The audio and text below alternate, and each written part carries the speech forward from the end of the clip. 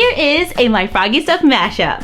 It's October and we know everyone is working on their costumes. You like mine? I'm an instant mermaid with my t-shirt from Adorable Apparel. And we've gathered some of our favorite classic videos to help you put the finishing touches on your doll costume. From unicorn horns to fairy wings, we've got you covered. So sit back, relax, and enjoy.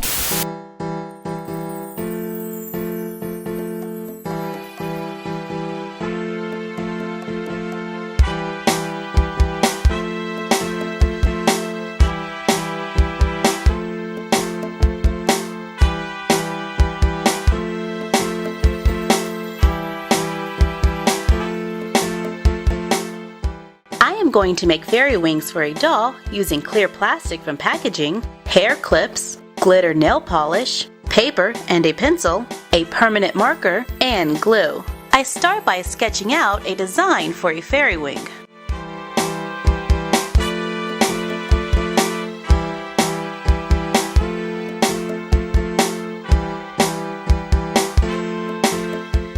I can choose to add veins, and my sketches can be downloaded from our blog, myfroggystuff.blogspot.com. Lay clear plastic from packaging over the sketch, then trace it with a permanent marker. Allow it to dry, flip the pattern over to the other side, trace it to make the other wing.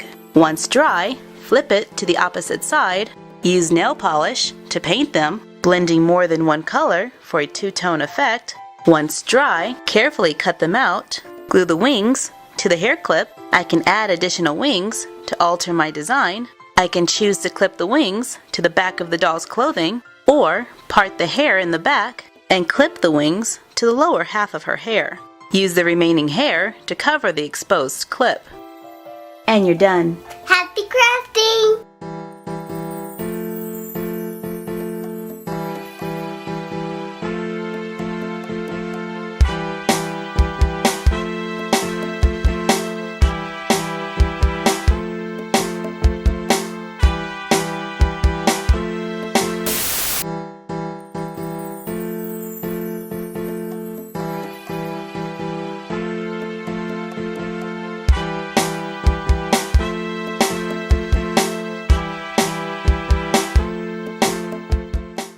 I'm going to make a hooded cape for a doll using fabric, hook and eyes, needle and thread, buttons, and a sewing machine.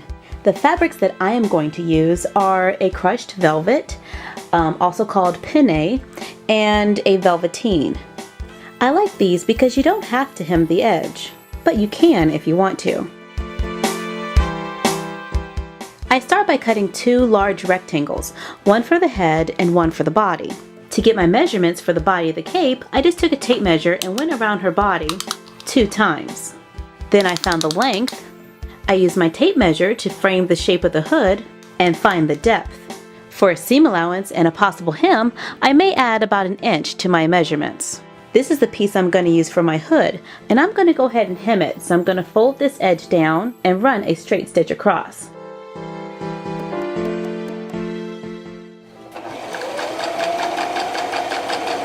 I'm going to hem the sides and bottom of the body portion of my cape as well, but not the top. Now it's time to assemble the cape, whether you're working with one that's been hemmed or one with a raw edge. I start by taking the rectangle for the head and folding it in half, with good side to good side. Here's my folded edge, and I'm going to run a straight line across this side, leaving this part open. And to keep it neat, I go over the edges with a zigzag stitch. On a hood that is hemmed, I would sew the side opposite of the hem. Once it's been sewn, I set the hood aside. For the body of the cape, I am going to sew a very loose, straight stitch all the way across the top. I used a machine, but this can be sewn by hand. I take my strings and gently begin to pull one until it starts to gather. I continue to gather until it is the same length as the bottom of my hood. With good side to good side, I lay the hood on top of the body portion of the cape and pin them together. Now I can sew a straight stitch all the way across. I remove the pins, trim off the excess, and finish the edge with a zigzag stitch. I use a needle and thread to stitch on a hook and eye, knot and cut the ends. Give it your own style by adding buttons or ribbons, and you're done. Happy crafting!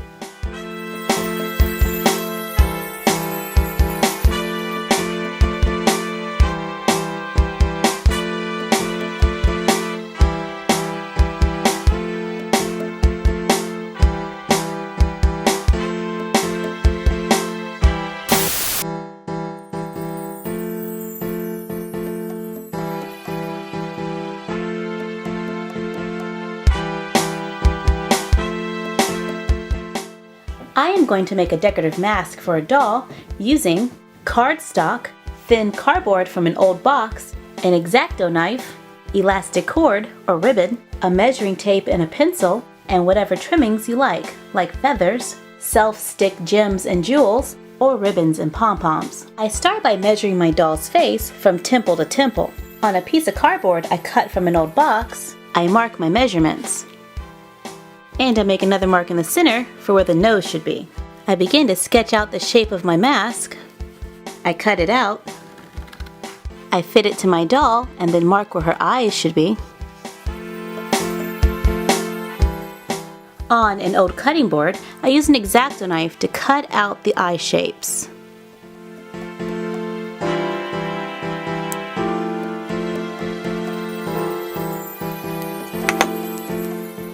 I measure it up to my doll for any final adjustments. And now I have a basic pattern to make my mask. So I lay it on the back side of my cardstock, trace it, cut them out. On this black mask, I decided to color the edges with the marker, just so you didn't see this white outline. Erase the pencil marks from the back so it doesn't leave marks on your doll. Add feathers, add jewels. I bend the mask slightly. I glue elastic cord or ribbon to the back so my doll can wear it.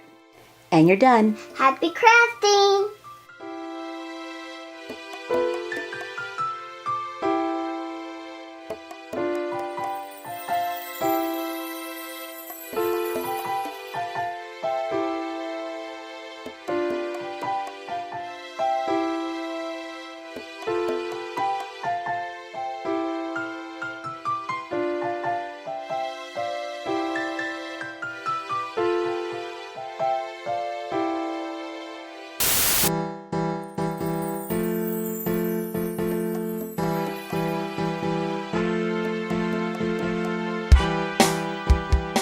I am going to make a lightsaber for a doll using a clear straw, Mod Podge, water-based markers, fabric, acrylic paint, ribbon or leather cord, and glue.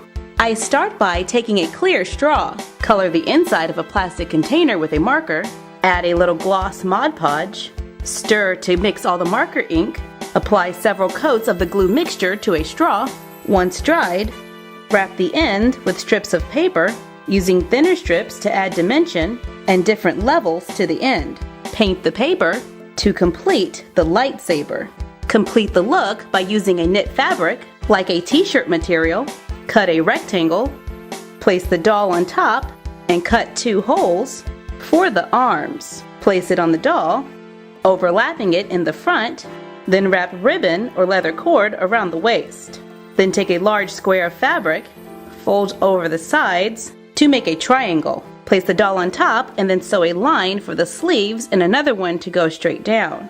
Trim off the excess, then flip it inside out to make some Jedi inspired clothes for the doll. Or we can follow the simple instructions from our doll lab coat video, making the sides go out wide. After cutting the robe up the center and cutting a neckline, flip it right side out, and we cut another piece of fabric with the fold at the top. We sewed a line along the back edge, flip it inside out, take the hood, place it at the top of the neckline, line up the edges, and sew a line straight across with the good sides facing out, so that when the hood is flipped over the neckline, it shows a clean edge. To make a robe with a hood. And you're done. Happy crafting!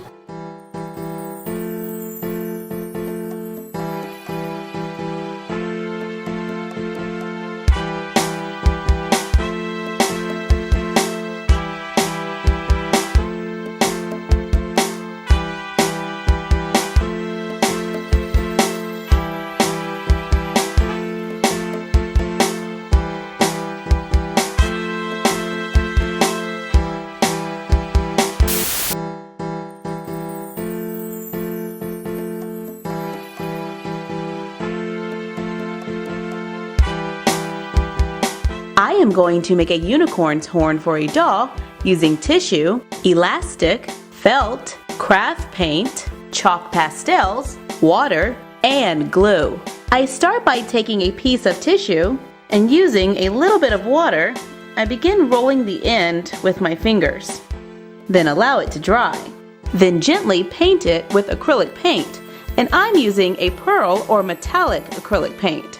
And if it comes a little undone while painting, I just gently retwist it. Once dried, measure a piece of elastic around the doll's head. If you do not have elastic, you can try using a long piece of ribbon that can be tied in the back. However, I do prefer the elastic because it will hold tight to the doll's head. Cut off the excess tissue, glue it to the center of the elastic, then sew or glue the ends together, place it on the doll, hide the band in the doll's hair to make a simple unicorn horn. Take it a step further by cutting a square out of a piece of felt. Then cut it in the shape of a horse's ear. Repeat to make two. Use chalk pastels to tint the inside, then fold over the bottom and glue it to the elastic. Seal the horn with a glue-like Mod Podge.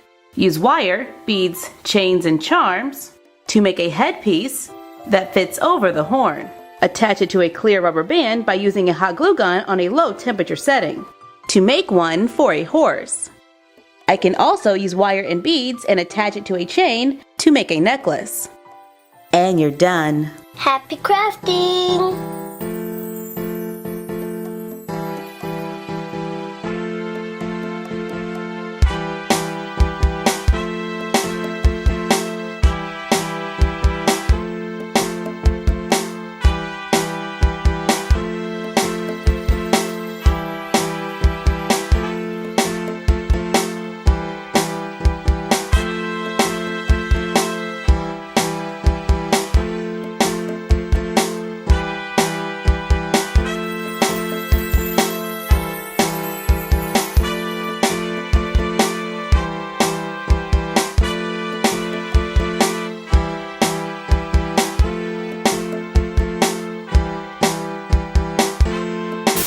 Thank you for joining us for this My Froggy Stuff mashup. For more costume ideas, be sure to check out our doll costume stuff playlist.